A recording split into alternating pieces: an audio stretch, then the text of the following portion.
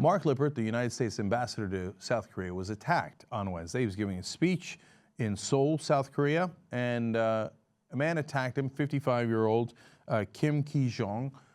He is apparently anti-imperialist, whatever that means, and he attacked him with a 10-inch knife. He cut his face and his wrist, a 4-inch gash on his face that took 80 stitches to repair, and they were also repairing nerve damage to his wrist. The surgery took 2.5 hours. Now, we have some footage from this. I want to show you right after the attack, the state of the ambassador and then the person who was arrested, and then come back and talk about what lessons we learned from this. Help me. Please.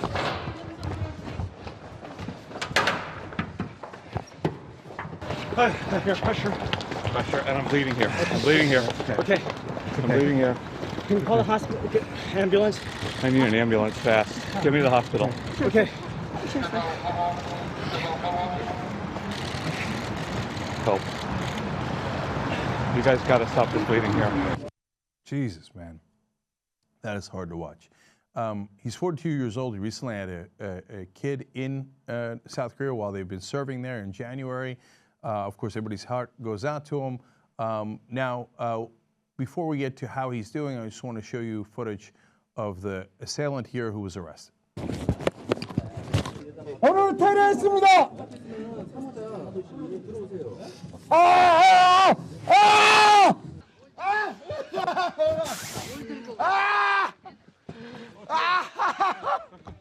미국 놈 새끼들한테 칼질했습니다.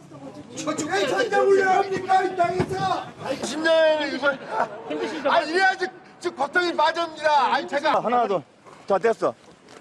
선생님 왜 찔렀어요? 전자훈련 그만합니다. Look, you don't get to scream like that after you stabbed a guy and cut his face open and put a 4-inch gash on it, required 80 stitches. You know, he apparently is against joint military exercises that the U.S. and South Korea are doing. Yeah, that's a ironic message. I can't believe you guys are doing war exercises. I'm totally against war and violence, so I'll slash your face open. Like other acts of terror, it makes no sense whatsoever. It is an admission of defeat of your ideas. If you can't win with ideas, you resort to violence. But you're an idiot, not only because it's the immoral and terrible thing that you do, but it also shows, oh, what are you going to do? You're going to fight their aircraft carriers with your knife? It's such a stupid, ridiculous, and immoral strategy. Now, luckily, Mark Lippert's doing okay for now. He tweeted out recently, doing well and great spirits, and he says he's deeply moved by the support and will be back soon. And that's absolutely great to hear. Now, if they had used a gun in this case, unfortunately, he would not be back and in great spirits. He would probably be dead.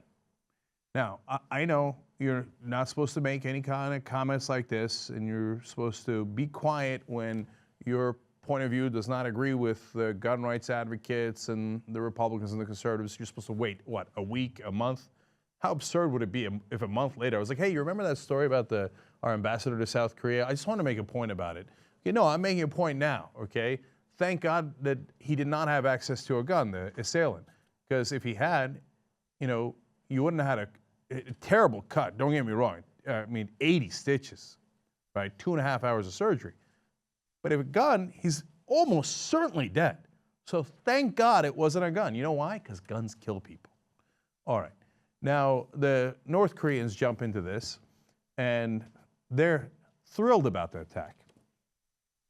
They put out a statement that says their official news agency, it is, quote, just punishment for U.S. warmongers. Okay.